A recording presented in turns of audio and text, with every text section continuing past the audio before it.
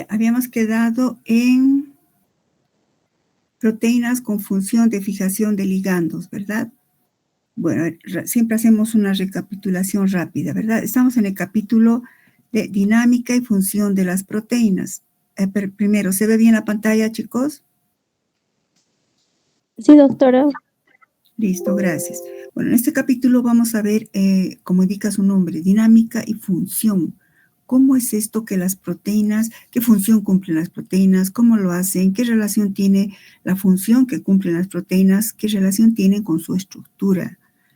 Entonces, lo que hemos visto hasta aquí, ¿verdad? Perdón, voy a por acá nomás. Hemos visto, esto quiero resaltar en esto. Hemos visto, ¿verdad?, que las proteínas se clasifican según sus funciones, según su estructura química, según su solubilidad, según si son simples o conjugadas, etc. Pero para entender mejor la dinámica y la función de las proteínas, vamos a enfocarnos en la clasificación de las proteínas según su estructura terciaria. Se clasifican en proteínas fibrosas y proteínas globulares, hemos dicho, ¿verdad? Las proteínas fibrosas cumplen sobre todo funciones de soporte, una función estructural, siendo la molécula más importante, la biomolécula o proteína más importante, el colágeno, que lo hemos visto. Luego vamos a ver aquellas proteínas que son globulares, que tienen otra estructura, fíjense, totalmente diferente y en consecuencia cumplen diferentes funciones. Entre las funciones de las proteínas globulares están el hecho de que pueden actuar como enzimas, pueden actuar como proteínas transportadoras, forman parte de los factores de coagulación de la sangre que van a ver en hematología, que es un aspecto apasionante. Las proteínas pueden actuar como receptores, como hormonas, como anticuerpos. O sea, fíjense, casi todas las funciones de las proteínas, funciones dinámicas, están relacionadas con las proteínas globulares. Y entonces vamos a estudiar las fibrosas, como ejemplo el colágeno, que ya lo hemos hecho, y luego las globulares, cómo fijan ligandos.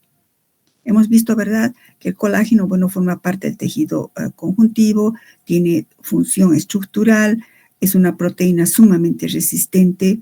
Existen 9 tipos de colágenos. Vamos a hablar en cuanto a su estructura del colágeno más abundante, que es el que abunda en la piel, hueso, cartílago, que es el colágeno tipo 1 y 2. Este colágeno, el colágeno hemos dicho que es una proteína sumamente resistente. Les había indicado que 1 milímetro de colágeno puede resistir hasta 10 kilogramos de peso.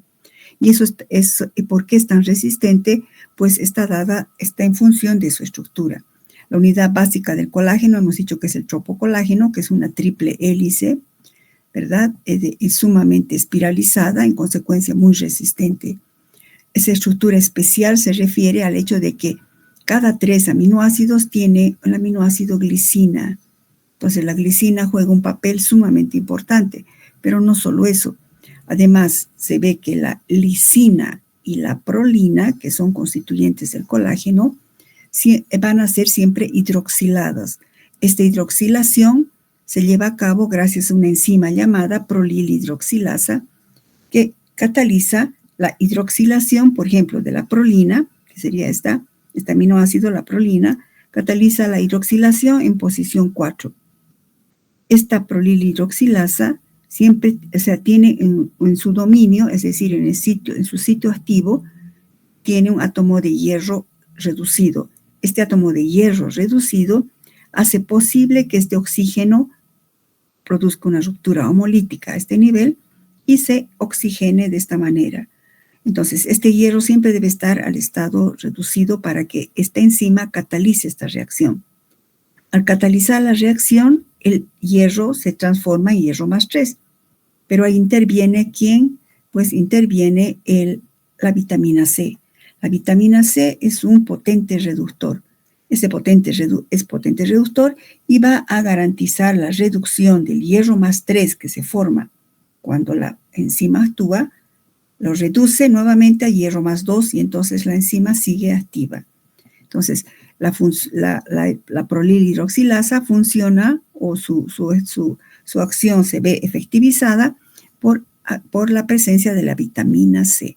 Por ese motivo es necesario consumir vitamina C para sintetizar colágeno de manera efectiva. La vitamina C es un reductor que actúa cediendo electrones en forma de 2 átomos de hidrógeno, pasando de ácido ascórbico, que es el nombre común de la vitamina C, a ácido dehidroascórbico. La hidroxilación, en consecuencia, catalizada por la enzima que hemos mencionado, es sumamente importante porque garantiza, al aparecer grupos hidroxilo, garantiza, como quien dice, el reforzamiento por puentes de hidrógeno. Y también, al aparecer un grupo hidroxilo, ¿no?, por la hidroxilación, hace posible que ciertos azúcares monosacáridos como glucosa y galactosa se puedan unir a la estructura, dando más firmeza a la estructura, formando enlaces glicosídicos que ustedes ya los conocen muy bien. Las moléculas, sin embargo, esa es nada más su unidad básica. Cada tropocolágeno se une con otros dos mediante una estructura, una disposición supramolecular, como los ladrillos de una pared. A su vez, cada uno de estos forma la unión de 3 tropocolágenos, forma una fibrilla. A su vez, la asociación de varias fibrillas recién forma la fibra del colágeno, que les acabo de mencionar, sumamente resistente. Es como si uniríamos, por ejemplo, por decir, aquí serían 3, si fueran 10, 30 sogas unidas, sumamente resistente, ¿verdad? Bueno, pues esto más. Y no solamente vamos a ver la estructura, también la importancia de entender la estructura, porque esto da lugar a la comprensión de ciertas patologías, como por ejemplo la osteogénesis imperfecta, es una enfermedad denominada también la de los niños de huesos de cristal. Digo niños o jóvenes porque lastimosamente muchos de ellos no llegan a la edad adulta, aunque se están haciendo algunas investigaciones en España para dar medicación que corrija este problema. Esta es una mutación que ocurre a nivel del DNA de estas personas. Mucho ahorita no me van a entender, pero, por ejemplo, cada uno de los aminoácidos que hemos estudiado están codificados por un triplete. Por ejemplo, el triplete guanina, guanina, timina codifica la glicina. En estos pacientes que tienen osteogénesis imperfecta, en lugar de guanina ha habido una mutación por timina. Y entonces en la información de la síntesis, timina, guanina, timina no codifica glicina, sino cisteína. Y entonces ya no aparece esa glicina que les he dicho que es fundamental en la estructura. Y por eso estos pacientes sintetizan un colágeno defectuoso en los huesos. Cualquier golpe o caída sugiere fracturas, en consecuencia es una calidad de vida muy triste y lo que conduce a la muerte. También otra patología relacionada con la síntesis de colágeno es el escorbuto, que es mucho más común.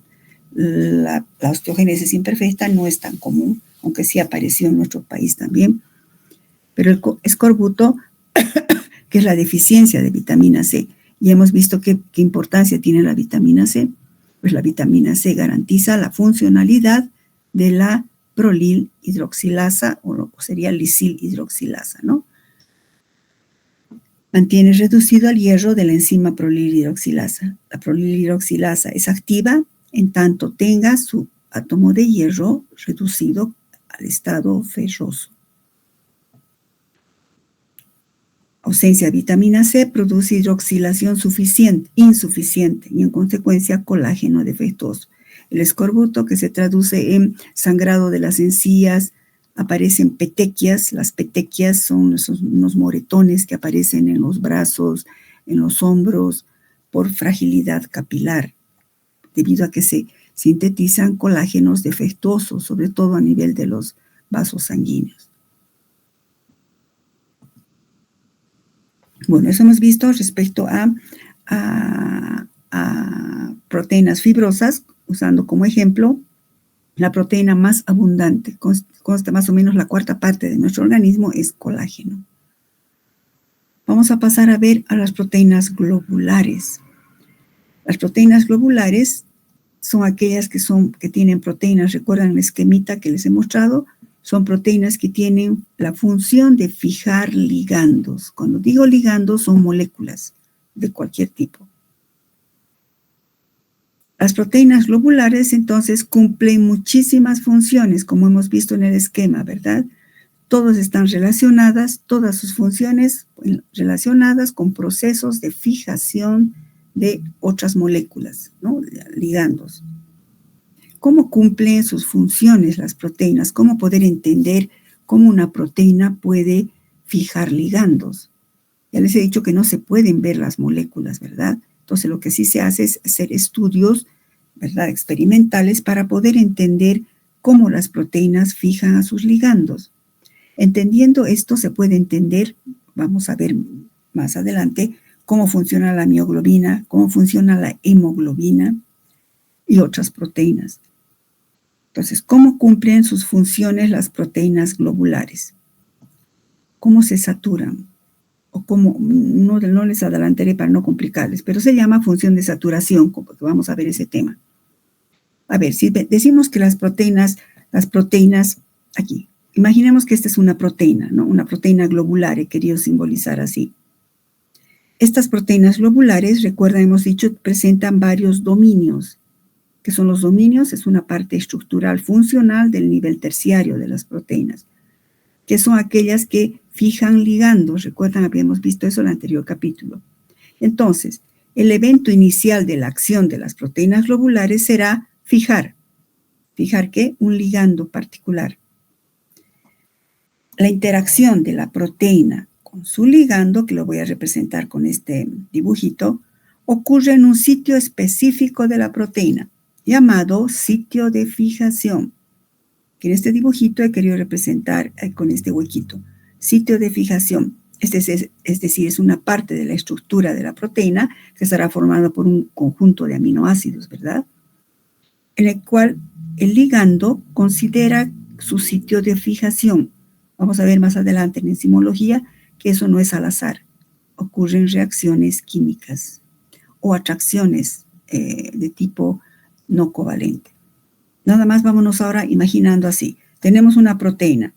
En la estructura terciaria de la proteína hay una zona de dominio que es el sitio de fijación para este ligando en particular. Vamos a llamar al ligando L y a la proteína vamos a denominarla con esta inicial de P. P y L. ¿Cómo ocurriría la fijación? En los procesos de fijación de una proteína a su ligando podríamos considerar dos aspectos, ¿verdad? La proteína tendrá un solo sitio de fijación para un ligando dado o tendrá más de un sitio de fijación.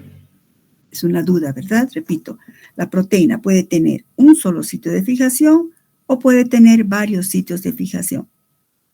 Ahora, si consideramos una proteína oligomérica, recuerdan que es una proteína oligomérica, una proteína que tiene estructura cuaternaria. Entonces, en una estructura cuaternaria podría existir múltiples sitios de fijación. Este proceso, ¿cómo lo podríamos entender? Pues acudimos a la química, a la ley de acción de masas para poder entender lo que nuestros ojos no ven. Y entonces representamos P como proteína, L ligando. Imaginamos que esta proteína P tiene varios sitios de fijación. NL, por eso dice. Cuando la proteína una a estos varios sitios, por ejemplo, que tenga 3 sitios de fijación, se formará el complejo proteína ligando, donde N puede ser 1, 2, 3 sitios de fijación de la proteína. Si aplicamos ley de acción de masas a esta ecuación que hemos establecido, tendríamos, recuerdan, ley de acción de masas, la constante de esta ecuación sería concentración de los productos sobre concentración de los reactivos, P sobre Ln, L a la N sería en este caso, ¿no? Porque estaría como coeficiente. Entonces, si aplicamos, repito, si es la proteína que se va a unir a varios ligandos, me dará una proteína con N ligandos unidos, donde N es un número primo, donde puede ser 1, 2, 3. Bueno, aplicando ley de acción de masas, la constante de equilibrio de esto será concentración de los productos, o sea, de la proteína unida a su ligando, sobre concentración de los reactivos, que es lo que conocemos, ¿verdad? Concentración de la proteína y concentración del ligando.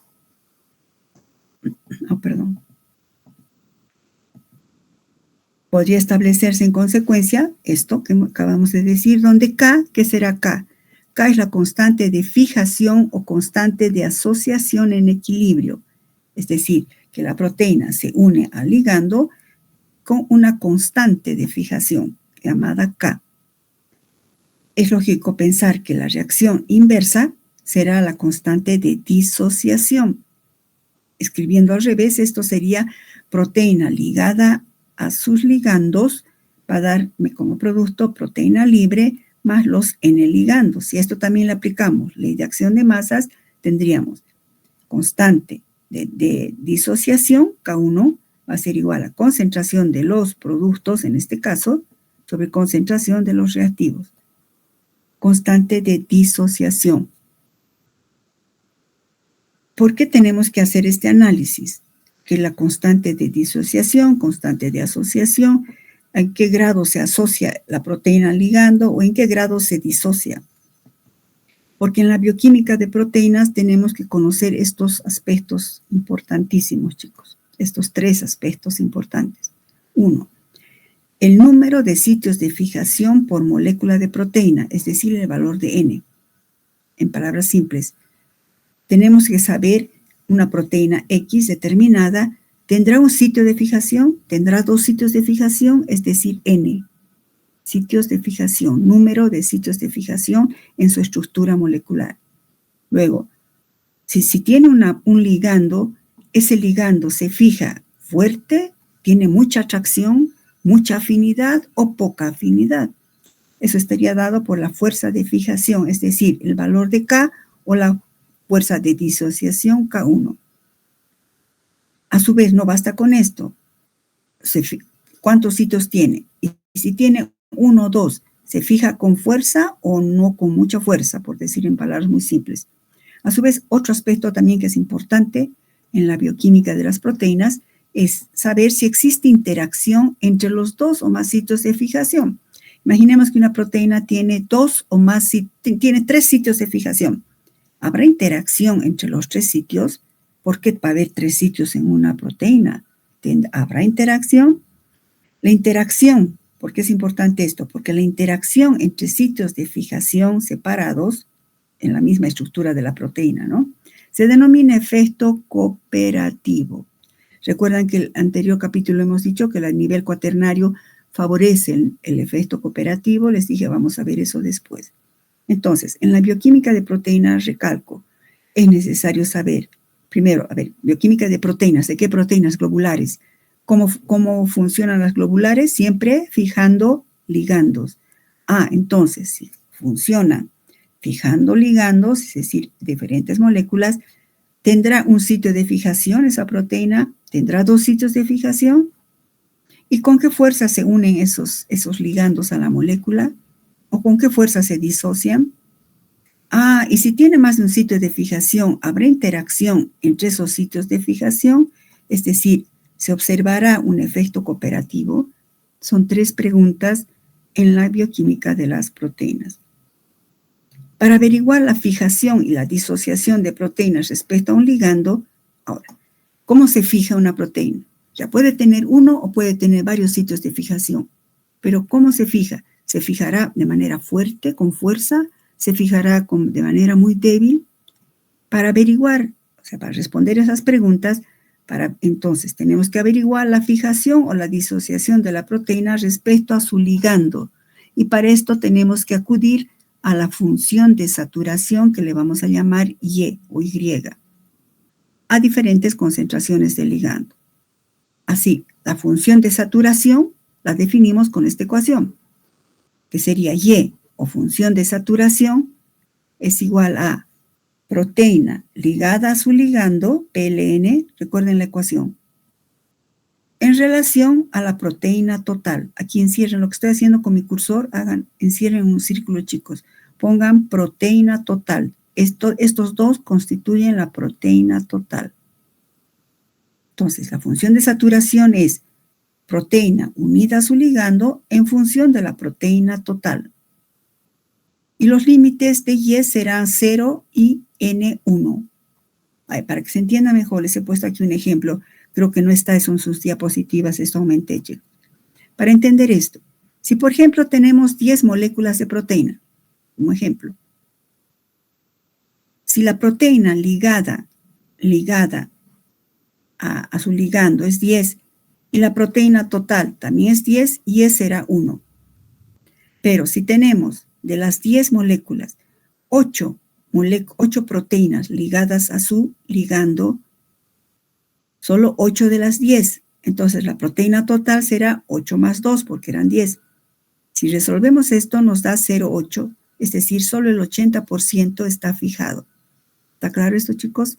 Una aritmética simple, ¿verdad? Para que se entienda esto. Si tuviéramos de las 10 moléculas, hipotéticamente hablando, de las 10 moléculas, 5 están fijadas. Las totales, ¿cuáles serán? 5 fijadas, ¿y cuántas libres tendré? 5. Si resolvemos esto, decimos, hay una saturación del 50%. Aquí, de las 10, 8 moléculas de proteína están unidas a su ligando. Pero tengo 2 proteínas libres. El 80% está saturado. ¿Está claro esto, chicos?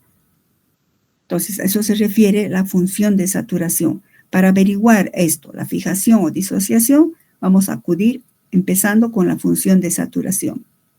Y los límites pueden ser 1 o 0 o 1.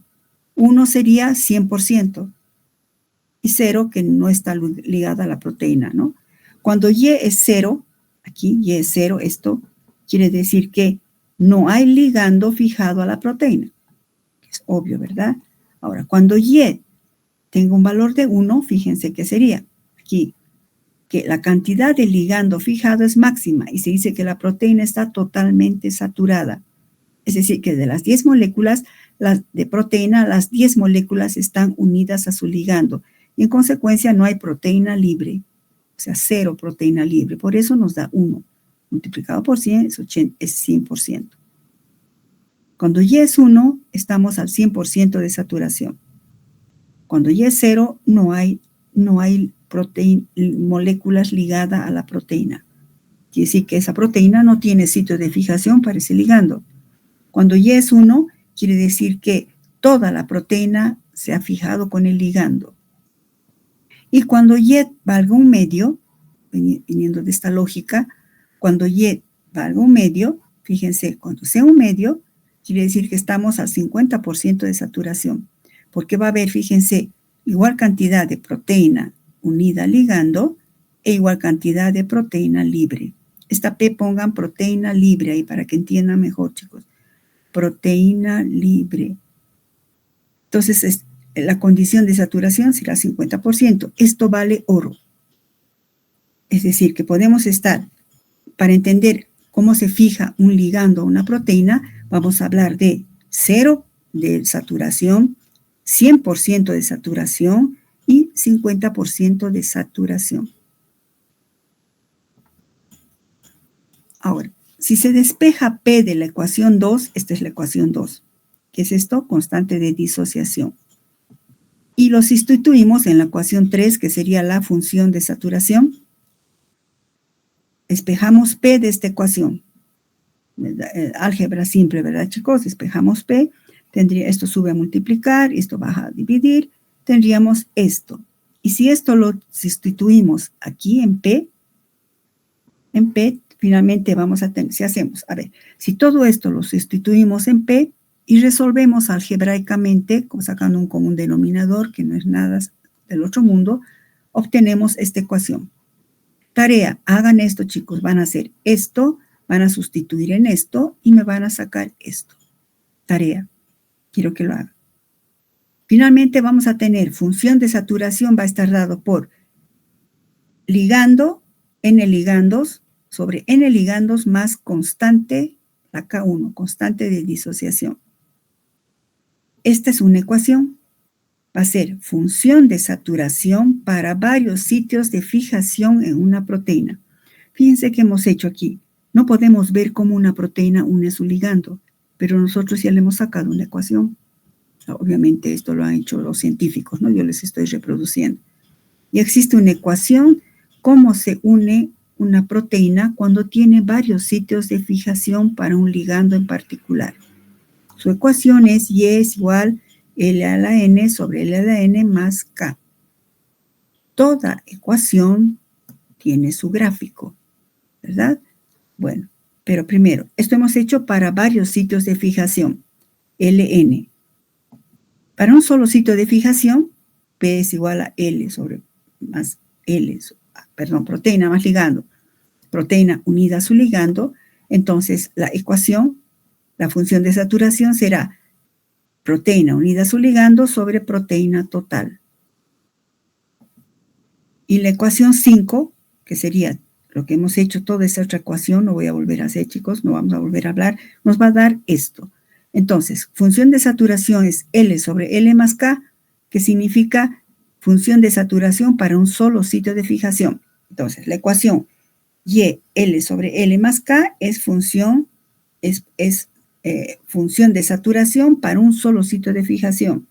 En cambio, Y, Ln sobre Ln más K es para varios sitios de fijación. Tenemos ecuación 5 para varios sitios de fijación y ecuación 5a para un solo sitio de fijación. ¿Qué será K? Digo, claro, K. Cuando tenemos una ecuación y tenemos K, sabemos que L es concentración de ligando y concentración de ligando. ¿Pero qué es K? K hemos dicho que era la constante de disociación, pero en esta ecuación, ¿qué valor tendrá? Esto, no me recuerdo si esto está en las diapositivas. Si no está, pues aumentenlas, chicos. Asumiendo, en el libro no está, pero digamos, asume que el lector, pues, puede deducir eso.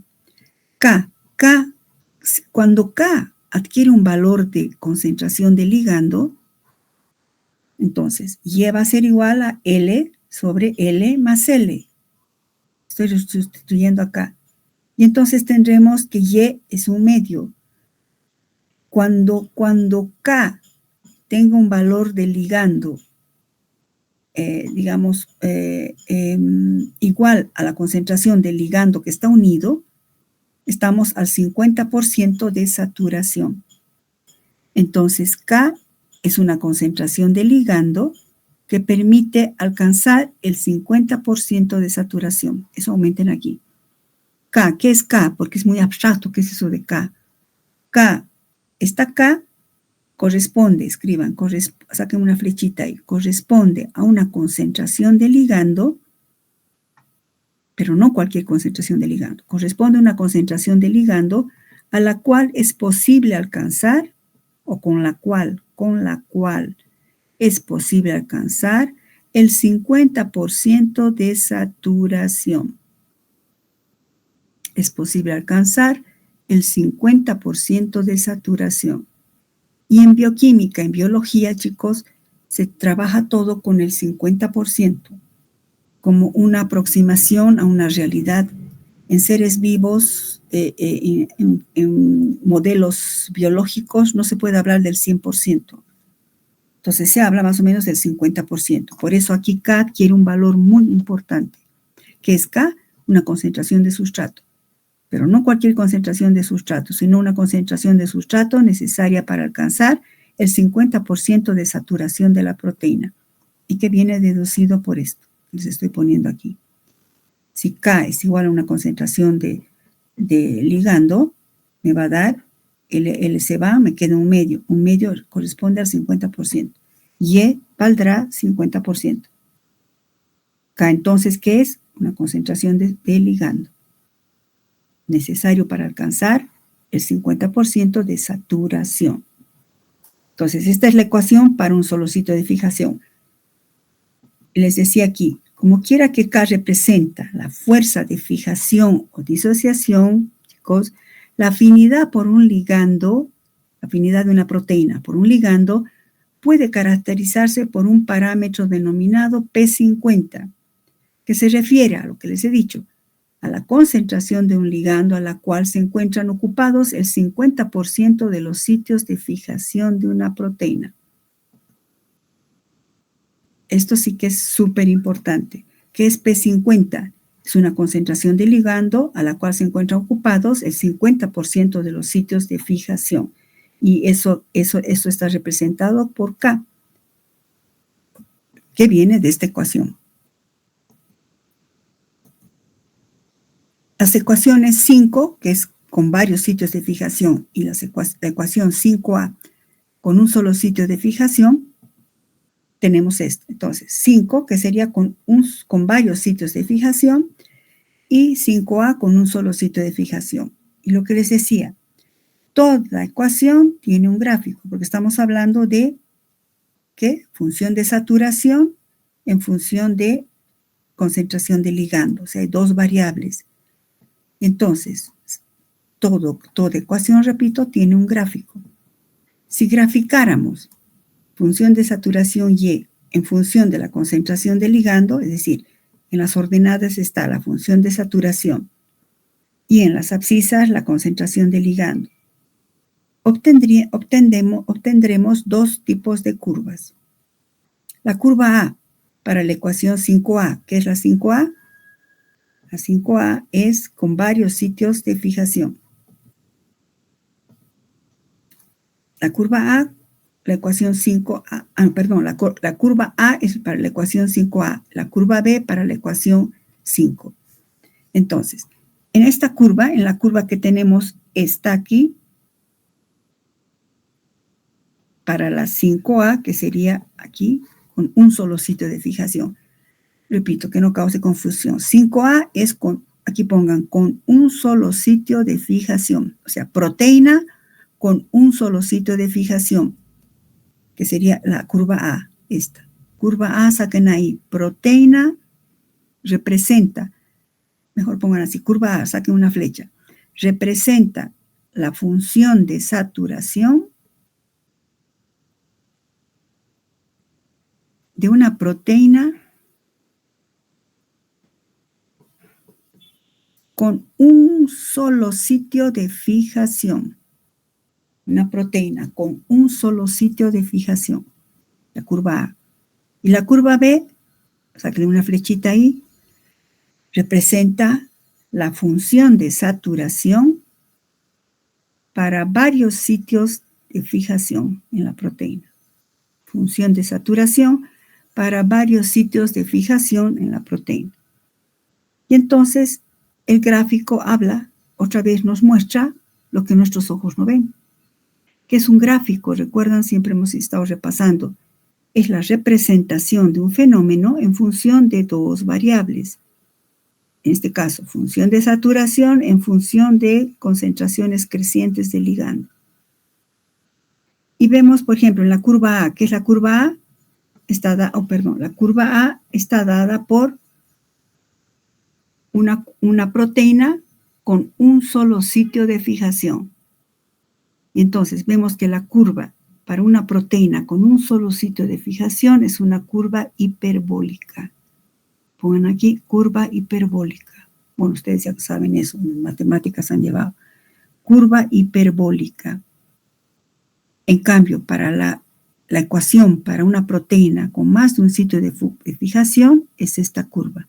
Esta curva se llama curva sigmoidal o sigmoidea. Curva sigmoidal, o también se dice sigmoidea. Entonces, ¿cuándo yo puedo saber si una proteína tiene un sitio de fijación o tiene más de un sitio de fijación? Cuando yo coloque concentraciones crecientes del ligando de la proteína y vamos midiendo la función de saturación, si la curva es hiperbólica, yo sé que tiene un solo sitio de fijación. Si la curva es sigmoidal, esa proteína tiene más de un sitio de fijación.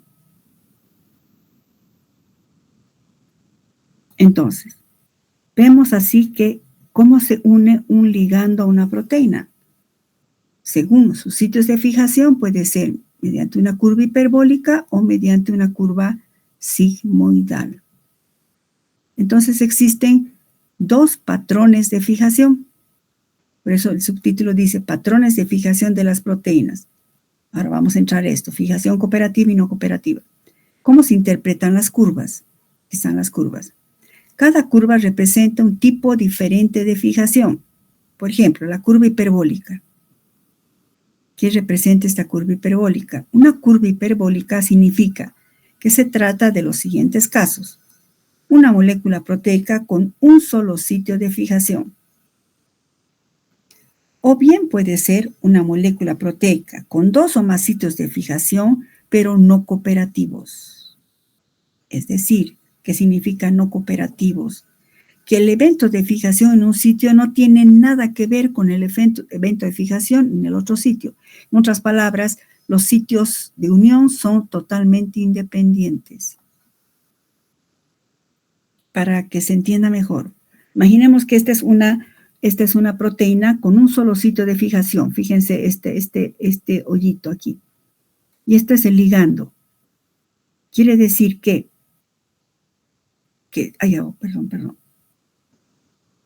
esta molécula se puede unir a este su sitio de fijación. Esta otra se fijará a su sitio de fijación y este se fijará a su sitio de fijación. A su vez, a medida que se van uniendo, los sitios de fijación se van adaptando para el ligando. Y entonces, un evento de fijación con un solo sitio de fijación no tiene influencia en los otros sitios de fijación. En cambio, una curva, antes de pasar, para que no sea tan abstracto, chicos, ¿qué significa una curva hiperbólica? Si nos fijamos aquí, a medida que aumenta la concentración del ligando, para que no hablemos así, por ejemplo, vamos a poner que esta sea la hemoglobina, no puedo usar hemoglobina, la mioglobina, y este es el oxígeno, su ligando es el oxígeno, la mioglobina. La mioglobina, vamos a ver más adelante, tiene un solo sitio de fijación. Entonces, a medida que aumenta el oxígeno, mire, curva hiperbólica, donde está la flechita. A medida que aumenta el oxígeno, se está saturando, ¿verdad?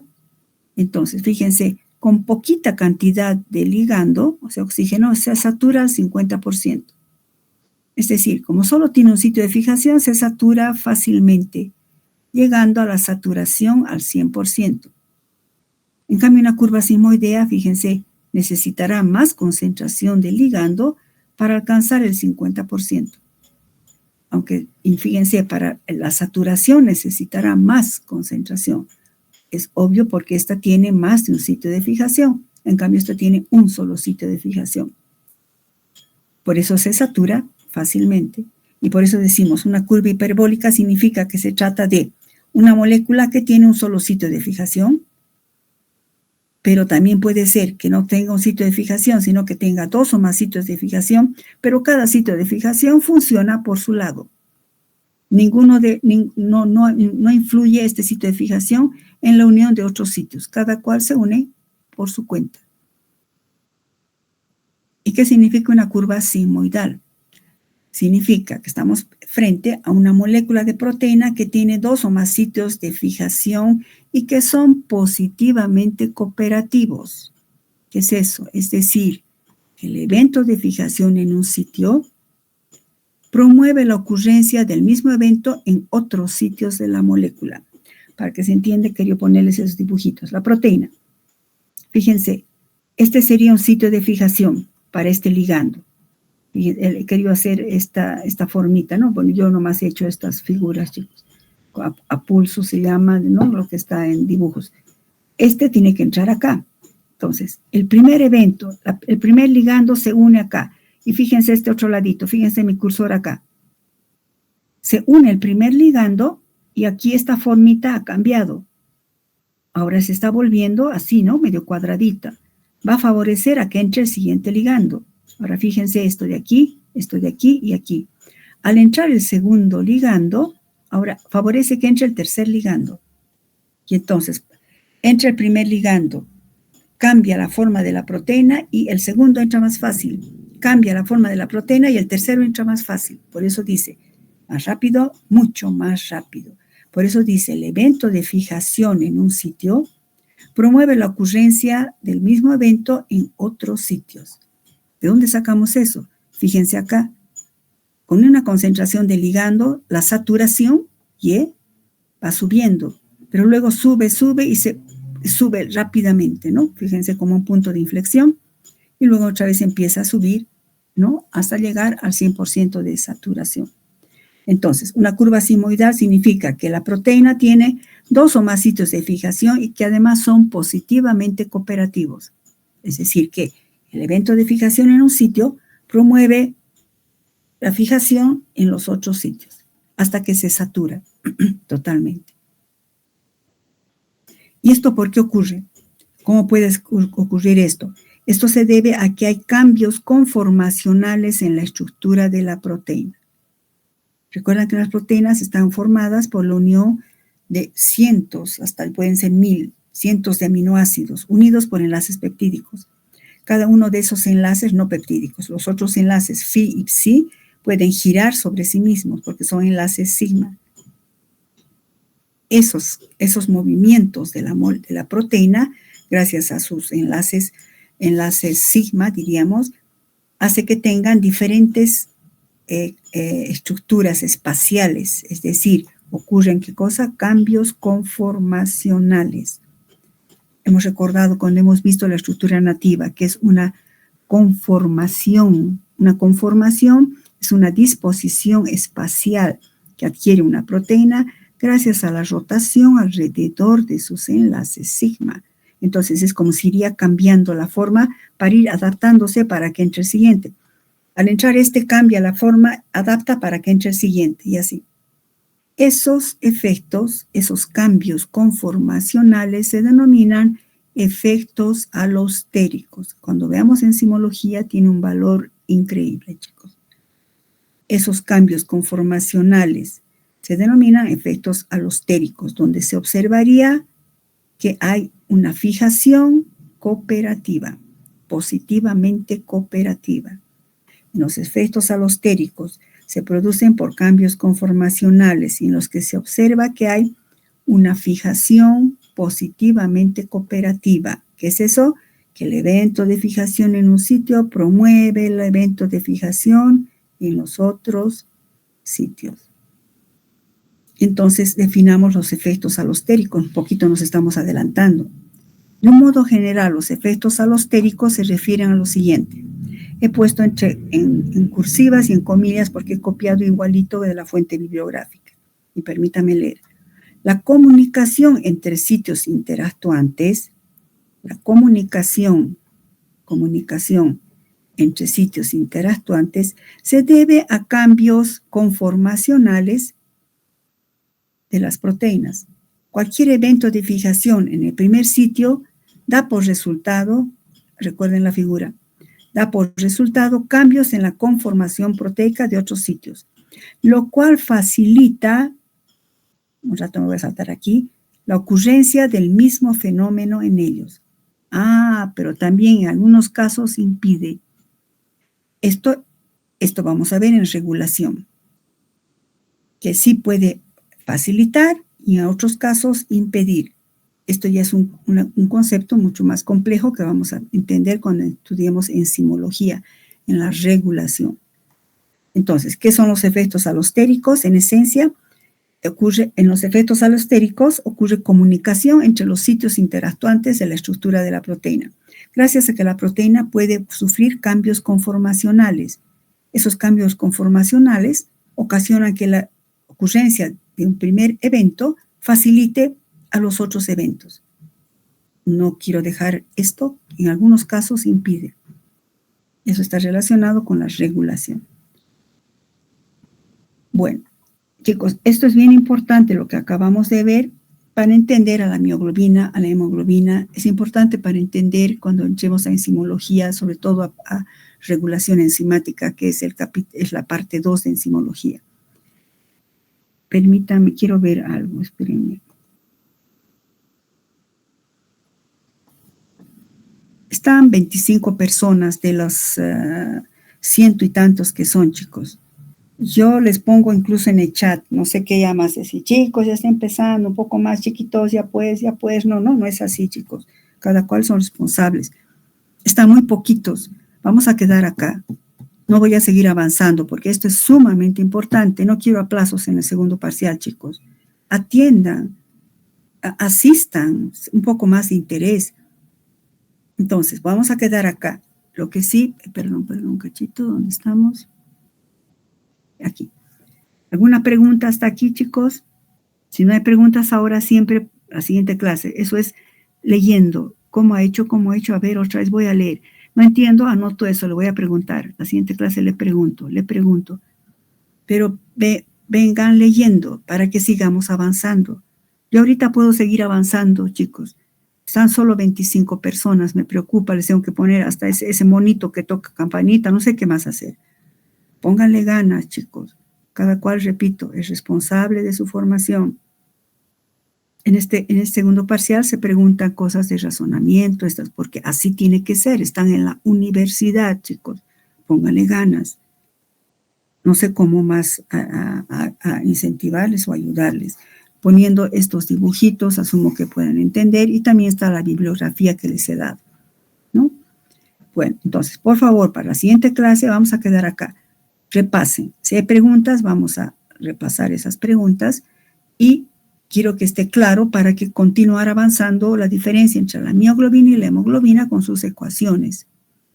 Si no se ha entendido, mal puedo seguir yo avanzando, chicos. No es mi objetivo solo avanzar, es que entiendan. Vamos a continuar la siguiente clase, pero por favor, repasen. Voy a hacer preguntas incluso antes de comenzar la siguiente clase. Depende de ustedes, chicos. Yo no puedo decir, no he entendido, ya pues repasen. Entonces, la otra semanita ya, no hay eso. Entonces, por favor, y otra cosa más, les había dado una tarea. ¿Alguien ha hecho esto, chicos, del Dalton, de dónde sale el número de 1.66 por 10 a la menos 24 gramos, un Dalton? ¿Alguien ha hecho, chicos? Yuhu, chicos. Nadie ha hecho. Les voy a dar, chicos, porque no puede quedar tampoco suelto eso ahí. Les he dicho, ¿verdad?, que las proteínas son biomoléculas de alto peso molecular. No podemos medir solo como gramos mol.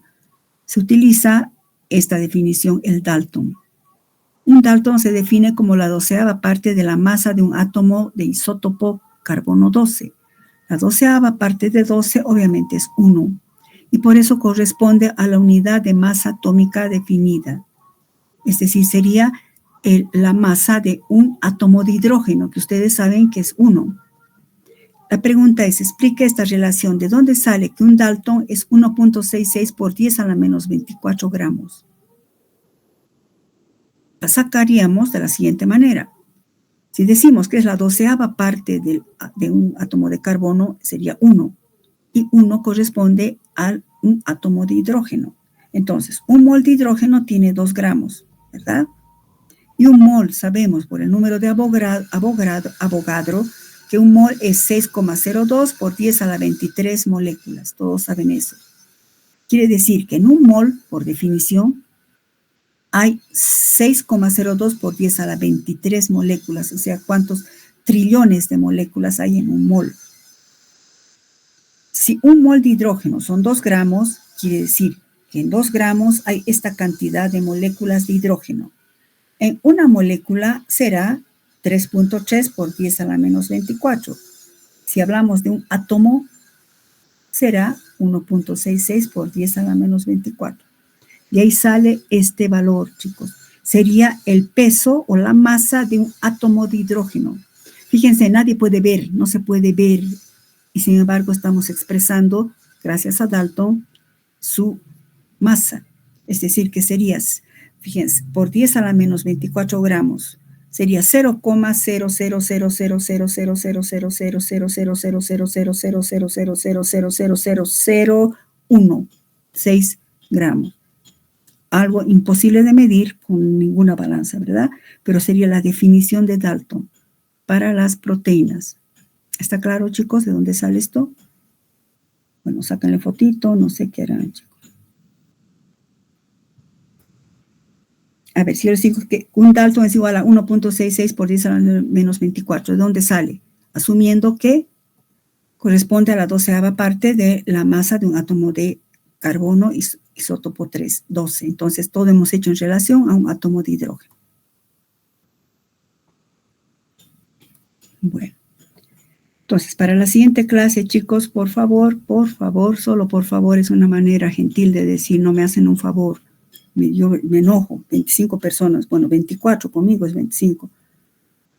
Esto es importante que atiendan, que entiendan, chicos. Solo es entrando a clases, poniéndole ganas. Vamos a quedar acá, chicos. La siguiente clase yo voy a avanzar asumiendo que han leído, que han repasado, y si no hay preguntas, asumo que han entendido, chicos.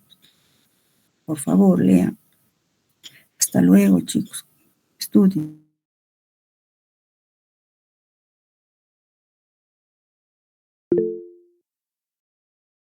Janet, dime. Hola, creo que Janet levantó la mano. Chicas.